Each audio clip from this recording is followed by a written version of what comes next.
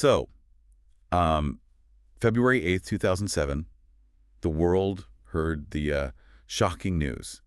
Anna Nicole Smith, known to so many, found lifeless in a Florida hotel room. Yeah. It was Brigitte Nevin who made the discovery, her jaw stiff, her chest still. What quickly began to unravel wasn't just, a tragic death, but a really perplexing story, brimming with hidden truths, conflicting accounts. Absolutely. And our mission today is to take a deep dive into that complex web, the events, the relationships, the decisions, everything that defined Anna Nicole Smith's final years and, well, her final days. Right. We'll unpack the layers of information, from the immediate confusion around her death right through to the long-standing legal battles and personal struggles that shaped her life. We want to offer you a shortcut to truly understanding this fascinating and often heartbreaking narrative. Okay, let's get into it. Our sources paint this picture of a dangerous decline in Anna's final days, especially her daily routine. Yeah, that routine. She'd wake around 9 a.m., apparently, for a shot of what she called longevity drugs, a mix of B12 immunoglobulins. Yeah, Those are antibodies, right, to boost the immune system. that's right. Antibodies and human growth hormone. And then she'd go straight back to bed. Mm-hmm. This cycle was just a constant blur. Eating, drinking, taking more substances, watching TV, heavily influenced by dangerous combinations of drugs and alcohol, especially after her son Daniel's death. Yeah. What does this immediate picture tell you about her state of mind, even months before she died? Well, it's pretty clear her life had become this kind of endless cycle of depression and sadness, right? Yeah. Often numbed by these substances. Right. But what's really striking is how ingrained this pattern became, particularly after Daniel passed away. This wasn't just a phase, It seems like it was her default existence, a desperate attempt to cope. And yet, despite all that, just 3 days before her death, February 5th, 2007, she actually seemed upbeat. It's strange, isn't it? Yeah. She'd had a trim spa dance lesson, was looking forward to shopping in Florida. She left her 5-month-old daughter, Dannielynn, with Mrs. Gerline Gibson. How do we reconcile that apparent cheerfulness with such a dangerous routine? It's a really jarring contrast. The sources suggest these brief moments of normalcy were probably fleeting, maybe a facade, maybe even a temporary lift from the substances she was taking. The underlying reality, as we'll see, it was this constant battle. And even these moments of seeming levity couldn't mask the severe physical decline that was happening. But even before she got to Florida, trouble was already brewing. Yeah. During the flight, Anna complained of intense pain in her left buttock. Yeah, from an injection. A tender spot from one of her daily injections. And what's really perplexing about this specific injury, neither Howard K. Stern, her lawyer and, public partner, nor Dr. Christine Oroshevich, her psychiatrist traveling with them, neither would admit to the medical examiner that they'd given her the shot. That is immediately suspicious. Why is that specific piece of information so immediately suspicious? Well, that's a crucial detail. Because look, Anna was right-handed. It would have been extremely difficult, maybe impossible, for her to give herself that particular injection. Okay. So the refusal of both Howard and Dr. Oroshevich to admit responsibility, they were present, they were involved in her care. It immediately raises questions about who was actually administering her medications and what kind of oversight was really in place, if any. Right. So upon arrival at the Hard Rock Hotel, she was clearly unwell, woozy, complaining of being cold. The pain was increasing. Hotel employees even noted she was spacey, unusually weird. Howard had to physically help her from the limo. And they checked in under an alias. Yeah, Fred and Wilma Flintstone. Okay. So that Monday night, her bodyguard, Maurice Big Mo Brighthaupt, he finds Anna's temperature at a startling 105 degrees. 105, yeah. Mo, who was a trained paramedic, insisted she go to the hospital. He even threatened to call an ambulance. But Anna refused. Said she did not want the media frenzy that follows her, which, highlights her deep-seated fear of public scrutiny, even when her health was clearly at serious risk. And it gets more concerning. Neither Dr. Oroshevich, her psychiatrist who was right there, nor Howard encouraged her to go to the hospital. Which Mo found highly unusual for someone with a medical background like Dr. Oroshevich. Totally. Instead of getting professional medical care, Mo resorted to this drastic measure, putting Anna's naked body in a deep whirlpool tub filled with ice cubes and cold water. And it worked, apparently. Managed to break her fever dramatically, dropped it by 8 degrees. Wow. So in a moment of extreme medical crisis, why were the people closest to her, the ones supposedly caring for her, so hesitant to get her actual professional help? It really raises a profound question, doesn't it? About their priorities, maybe the extent of their control over Anna's life. The sources suggest this pattern of isolation, managing her public image above everything else. And Dr. Oroshevich leaving the Hard Rock Suite the night before Anna died, February 7th, to fly back to her practice in LA. That just complicates things even more. Especially since Anna had told a friend she loved having a psychiatrist she could talk to daily, just like Marilyn Monroe did. Exactly. That connection she felt or wanted to feel. And on that note, hotel surveillance tapes reveal another curious detail from that night. Mo entering the suite with a mysterious woman who wasn't his wife. Right. And Mo then stayed the night in the suite's other bedroom. It just adds another layer of complexity, Who was present, what exactly was happening in those final hours. It really does. Let's turn our attention now to the actual day of Anna's death, February 8th. Because the timeline here is just full of baffling discrepancies. Okay. Howard stated he slept in bed with Anna, said she woke around 9 a.m. feeling weak but not in pain. But Mo claimed he saw her moving around 9 a.m. Slightly different. And Howard also told police he didn't give Anna any medication that day, but believed she was taking her medication. Vague. Very vague. And this is where the accounts really start to diverge. Howard claimed he had a noon appointment to look at a boat. But the boat handyman and the broker, they definitively stated the appointment was at 1 p.m., not noon. Right. And Howard had also rescheduled multiple times, citing stomach flu. His actions before leaving the suite were, well, curious. Initially, he didn't want to leave Anna, but then he left her with Brigitte, who wasn't a nurse. And Tasma Brighthub, Tass, who was a trained nurse. Okay, so one nurse, one non-nurse. But then Mo and Kaz were left stuck in the suite without a room key.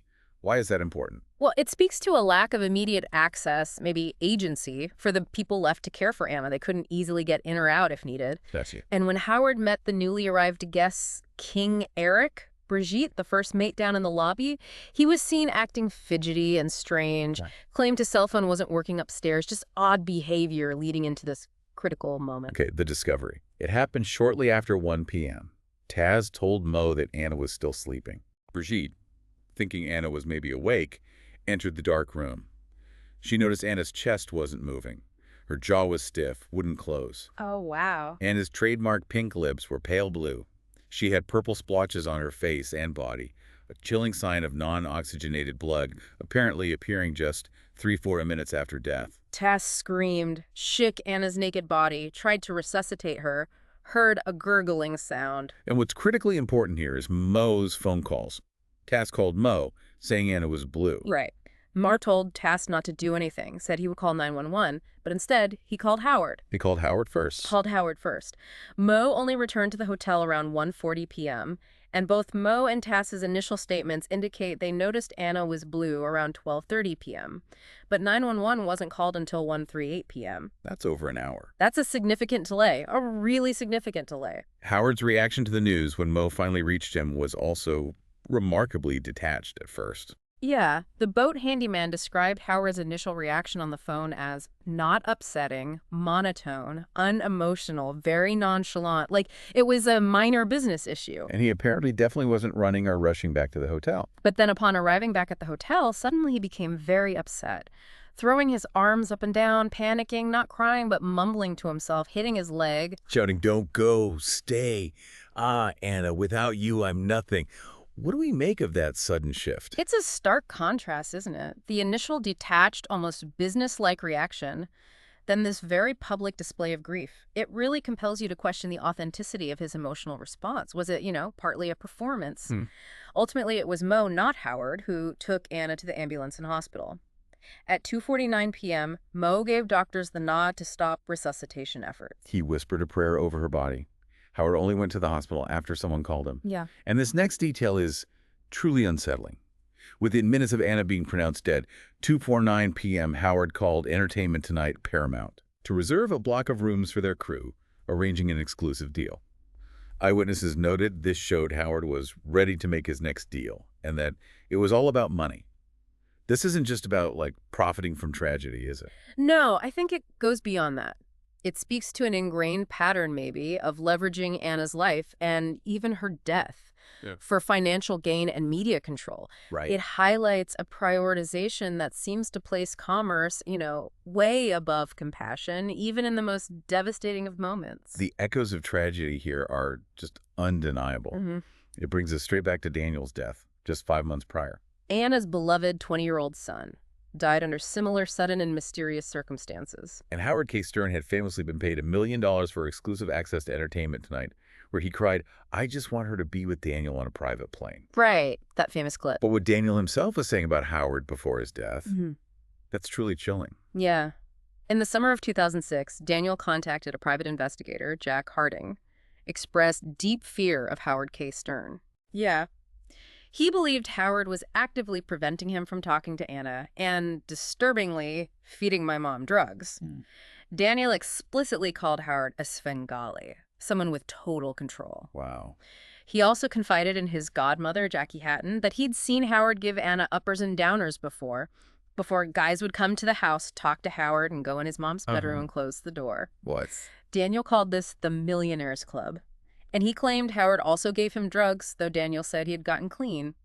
These are incredibly serious accusations from Daniel himself. They truly are. And Daniel arrived in Nassau September 9th, 2006, after feeling unwell, being hospitalized for depression in L.A. Right, but when he met with Harding, his eyes were clear, he was coherent, not on drugs. And he was thrilled to meet his new baby sister at the hospital. Happy, alert. Howard even documented this reunion with photos. Yeah. It sounds like a moment of just pure joy for Daniel. It really does seem like it was. But that night, after a late-night meal, Daniel settled in an armchair in Anna's hospital room. Howard took the other bed. Howard later stated Daniel said he was so tired, and, in hindsight, he wished he'd seen it as some sort of a signal. A signal? Yeah. Investigators found that comment peculiar, suggesting maybe Howard knew that Daniel had taken something, or, more to the point, been given something. The next morning, Anna found Daniel lifeless in her bed. Resuscitation efforts failed. Pronounced dead at 10:05 a.m. Anna was, understandably, hysterical, screaming, praying, even tried to revive him herself, refusing to let doctors stop. And in a truly shocking move, Howard took photos of Anna cradling her dead son. In that moment of raw grief, Yeah. that detail alone is incredibly hard to process. Yeah. What does it suggest about his mindset? Or perhaps his priorities, even then? It speaks volumes, doesn't it? The immediate aftermath of Daniel's death was marked by this stark contrast, Anna's raw, uninhibited grief, and Howard's almost cold, calculating actions. Not just with the photos. No, not just the photos, but what happened next. After Daniel's death, a heavily tranquilized, sobbing Anna was removed from the hospital. Crucially, Howard and Ben Thompson removed all their belongings from the hospital room, including Daniel's suitcase and clothing. And the police... Police did not treat the room as a crime scene. Wow. And here's where the story gets even murkier. Howard's goodie bag of assorted drugs. Which Ben Thompson described as Howard being the pharmacist, and that was the drugstore. That bag was also removed from the hospital. And get this. 2 pills, identified as methadone and carisoprodol, were found on the sheets in the hospital bed where Howard had slept. Not Daniel. Howard, contrary to Howard's later claim. Those pills were given to Bahamian police. Right. Then, back at the Horizons house, Ford Shelley witnessed Howard aggressively searching Daniel's clothes. 2 odd-shaped white pills fell from Daniel's pocket. And Howard. Howard took them into the bathroom, flushed the toilet, and announced, "I took care of the problem." Just like that. Just like that. And before the Bahamian coroner, Linda Virgil, arrived at the house, Ford Shelley heard Howard on the phone telling someone, "Go put the pills away now. And put the pills in the bag, under the bed, or in the bed in the master bedroom." So, clear instructions to hide something. Absolutely. Howard repeatedly told Virgil that there were no drugs present and no drug history for Daniel. Ford Shelley identified this as a clear lie, given Howard had already tampered with evidence. And the goodie bag itself, found hidden under Anna's mattress. Under the mattress. And tellingly, Howard later stated, "We need to get her Virgil removed. She's going to be a problem." And Virgil was indeed later stripped of her coroner designation. That's incredible. These actions just paint a picture of deliberate concealment, manipulation of the investigation. So when Dr. Cyril Wecht performed a second autopsy on Daniel, his conclusion was accidental lethal combination. 2 antidepressants, Zoloft and Lexapro, and methadone, which he said delivered the fatal blow. And Daniel had no known addiction to opiates. Right. Dr. Kapoor had prescribed Lexapro to Daniel for depression. and Anna. Uh-huh. Anna had a methadone prescription for Michelle Chase, an alias. Filled just 13 days before Daniel's death and shipped to the Bahamas. Methadone bottles were even seen in Anna's refrigerator at the house. So it was certainly possible, as one medical examiner noted, that maybe Howard gave Daniel the methadone without anticipating his death. It highlights the potentially reckless nature of how drugs were handled, distributed within Anna's inner circle.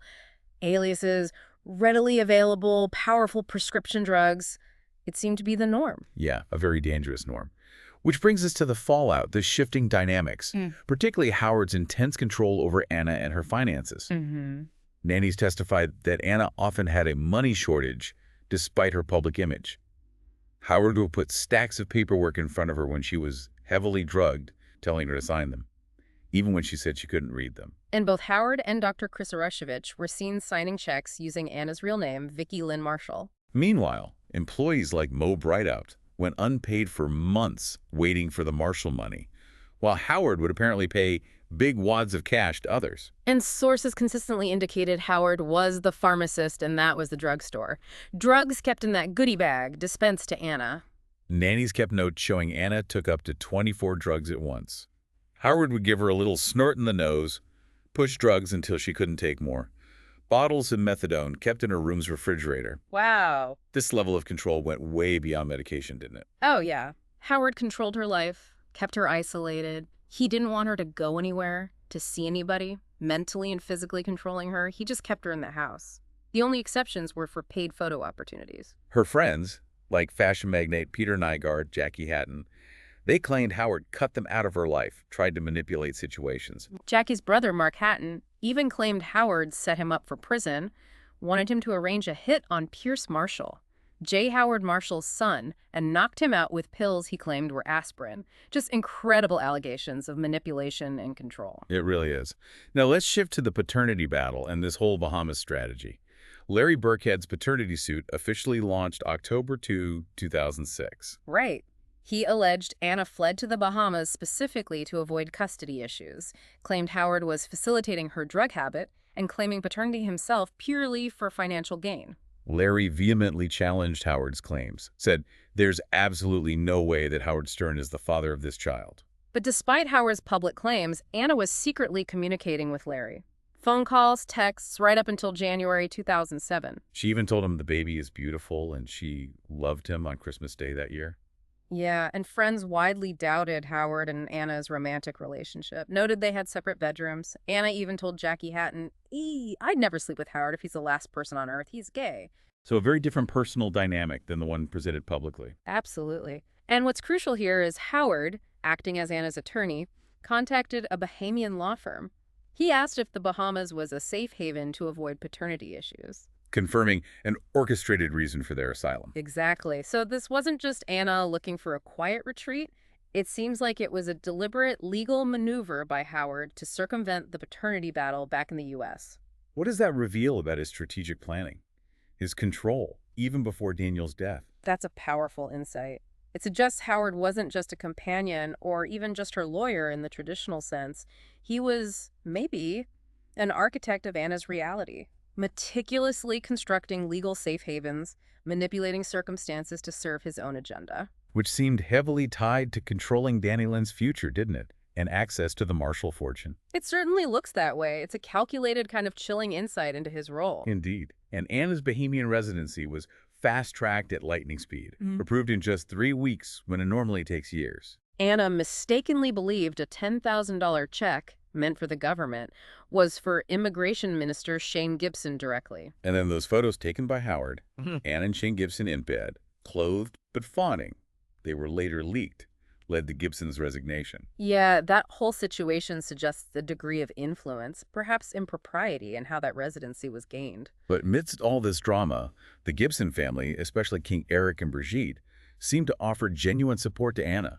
She called them mommy and daddy. They felt she was searching for a home that she never had, noticed her deep depression. Brigitte even knitted a blanket for Dannielynn. And Anna cried when King Eric sang Amazing Grace at church, the same song sung at Daniel's funeral. Seems like rare moments of genuine human connection for her. They really do. Moving now to Anna's funeral, which itself became this huge public spectacle. Howard convinced Anna to bury Daniel in the Bahamas, not Texas or California. cited cost and pending paternity issues if she returned to the U.S. 4 plots were purchased: Daniel, Anna, Howard, and Dannielynn. Daniel's funeral, October 19, 2006, was private. Anna was inconsolable, demanded the casket be opened, clung to his body, screaming at Howard, "You caused this! You did this! Get away from me, you bastard!" Tried to go down into the grave with Daniel. Just absolute devastation. And days after Daniel's burial, Ben Thompson issued an eviction notice for Horizons, the house Anna and Howard were living in. She hadn't made mortgage payments. And his emails from that time. "I have no money. Here, I can't even bury my son." Yeah. Heartbreaking. Yeah. And her appearance on Entertainment Tonight, shortly after Daniel's death, she looked highly sedated, slurring her words. She turned her anger on her mother, Virgie Arthur, who had questioned her role in Daniel's death, although the actual transcript showed Virgie never directly accused her. And her commitment ceremony to Howard for People magazine, not a legal marriage. Yeah. That happened before Daniel was even buried. Her lawyer, Michael Scott, actually withdrew as counsel over that, a disagreement on a commercial transaction regarding the timing of this public event. And Howard even strong-armed Larry Burkhead into a $250,000 deal for exclusive funeral access with Entertainment Tonight. Negotiated 95 seats for his guests at Anna's funeral, leaving Larry with only 5 of his allotted 50. It really just highlights the commercialization of every single aspect of Anna's life and death. Anna's coffin was pink, draped with feathers, Swarovski crystals, her signature smiley face, and J. Howard Marshall's ashes were placed inside. Interesting detail. Larry and Virgie delivered emotional eulogies focused on Anna. Larry spoke of her small-town side, putting ketchup packets in her suitcase as a symbol of security. Howard's eulogy, though, described as more than a sentimental eulogy, like a lawyer in a courtroom, glaring at Virgie, stating, "I still have to protect Dannielynn." Wow. And at the graveside service, Virgie Arthur shoveled 51 shovelfuls of dirt onto Anna's coffin, added an 8x10 photo of herself kissing her daughter, stating, "I brought you into this world, and I'm going to be the last to send you out." A deeply personal, almost defiant act. Okay, the personal drama, the suspicious circumstances, it's a lot. But to really understand Anna's death, we need to unpack the cold, hard medical details, which reveal even more lingering questions. Right. On March 26, 2007, Dr. Joshua Perper announced Anna's death was an accidental overdose due to combined drug intoxication, specifically chloral hydrate, and at least 8 other prescription drugs. Chloral hydrate, ironically linked to Marilyn Monroe's death, too. That was the most significant drug. Yes. Anna was taking over 5,000 milligrams of chloral hydrate daily. Daily. To put that in perspective, that's 10 times the normal recommended dose. 10 times. And for Soma, carisoprodol, she was taking 20 pills a day. Recommended dose is 4. These weren't slight excesses. These were alarmingly high levels. Just highlights the sheer volume of drugs she was ingesting every day. And Dr. Perper determined that the abscess from that needle injection on her left buttock, that was the cause of her raging 105-degree fever and infection. He believed this infection tipped the balance, led to the overdose. Theorized she could have lived if she'd sought treatment. And while none of the drugs were at lethal levels on their own, the combination was toxic. Methadone was also found in Anna's bile, indicating it hadn't been administered for maybe 2-3 days before death, similar to its presence in Daniel's system. The medical misconduct, the hidden evidence, it's truly startling. Yeah. Over 1,800 pills prescribed by Dr. Uroshevich in just the 5 weeks before Anna's death. Many under aliases, or prescribed to Howard K. Stern and Alex Katz. Dr. Chris is currently under investigation by the DEA and the California Medical Board for misconduct. And what's more concerning, Dr. Chris refused to speak to Seminole Police, yet she flew with the Entertainment Tonight crew, briefing their host on Anna's last moments. Very strange priorities, and both Dr. Chris and Howard reportedly tried to convince Dr. Perper that Anna's death was a suicide, even before the autopsy was done. That is a very suspicious move, trying to influence the official ruling like that. Definitely. And Tess Breithaupt, the nurse who was there, she noticed Howard's computer screen showing a $37,000 wire transfer illuminated. Police weren't informed about that during their investigation of this computer. Nope. Tess also reported seeing a baby bottle with Pedialyte residue found positioned on top of Anna, slanted on her shoulder and neck. Tess believed the baby bottle was planted. Planted? Why? Unclear. Maybe to suggest she was feeding the baby or something else. It's just another strange detail.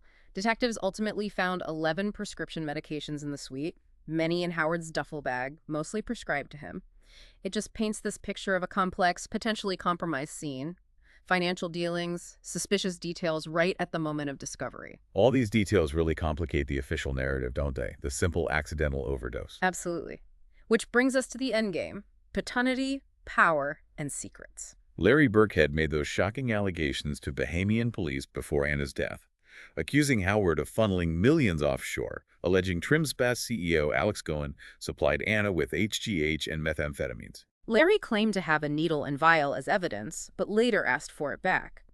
Interestingly, Mo Breithopt also claimed Larry gave Anna ecstasy and cocaine, so accusations flying everywhere. Then came the DNA results. April 10, 2007. Confirmed Larry was Dannielynn's biological father, 99.99999% certainty. And immediately after that, Howard K. Stern does a complete turnaround.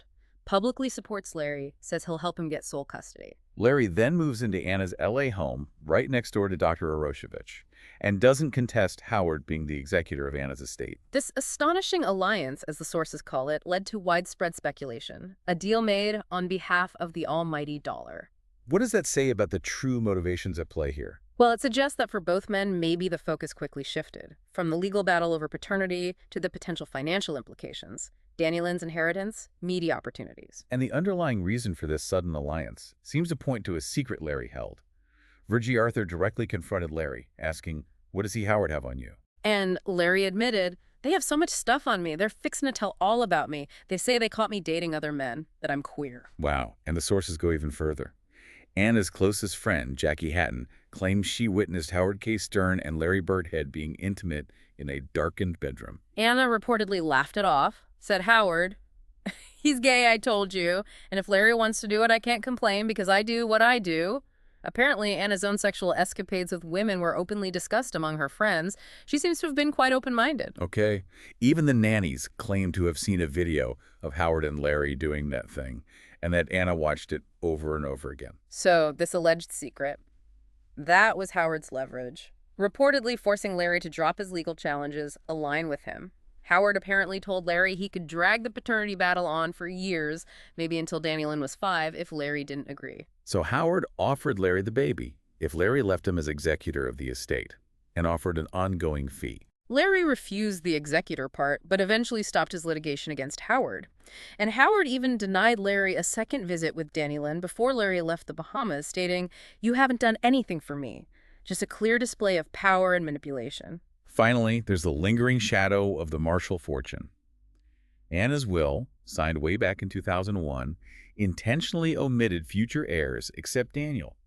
Howard was named executor. So legal experts debated if Dannielynn would even inherit given that specific exclusion, and the will was faxed just 5 days before Anna's death. Another suspicious timing detail. Virgie Arthur expressed concern that the tainted Marshall money would bring nothing but grief, compared it to the O.J. Simpson case. She wanted a trust for Dannielynn overseen by multiple people, but Larry declined.